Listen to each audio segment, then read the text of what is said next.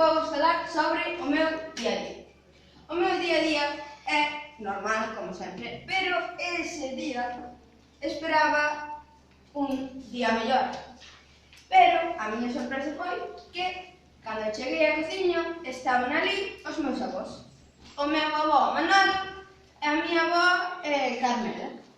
Entón, entrei na cociña e pregunteille a miña nai: "Nai, hai leite?" E díxome: "Non, acabouse."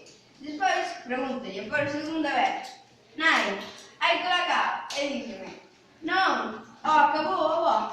E despois eu, xa por terceira vez, estaba cansado e ocorréxeme pedirlle galletas. E, por algunha casualidade, pregunteille iso e preguntei: "Nai, hai galletas?" E díxome: "Non, as está comendo a avó."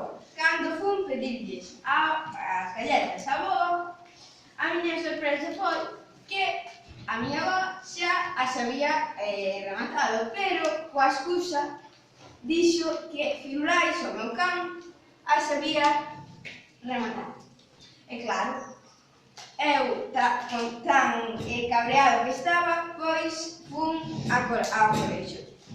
E claro, ali, no colexio, petei na porta.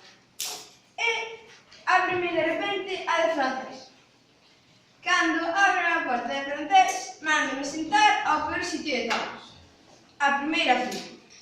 Aí, pregúntame a de francés: "Como se consa?" Que é como... pregúntame algo. E eu respondo: "Yes, porque tiña unha resaca firma."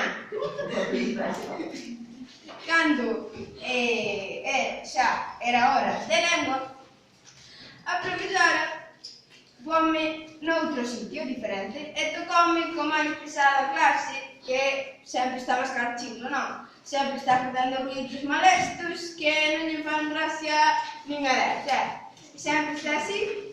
E ese día púxoseme a facer globos e todo coa mascarilla baixada. Non podía ser.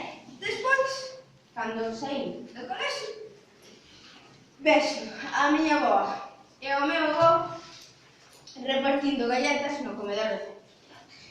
E o meu avó estaba vestido de monstro, Heinrich el monstro feliz.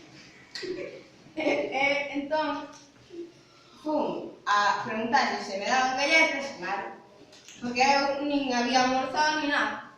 Pero claro, preguntei iso e responderon: "Non nos quedan." E a miña avó tiña a luz así e de repente fixo e escondeuse debaixo da luz. E claro, a min tocaba ir a clases particulares. Entón, cando chequei, adivinade quen estaba ali?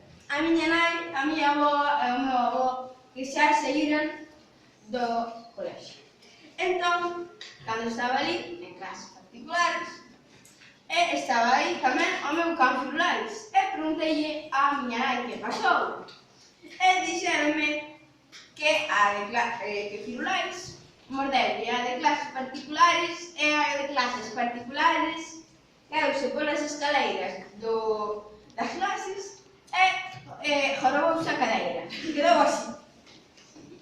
E claro, eu, cando subí as escaleiras todo avergoñado, subí e quedeime máis sofocado nin máis.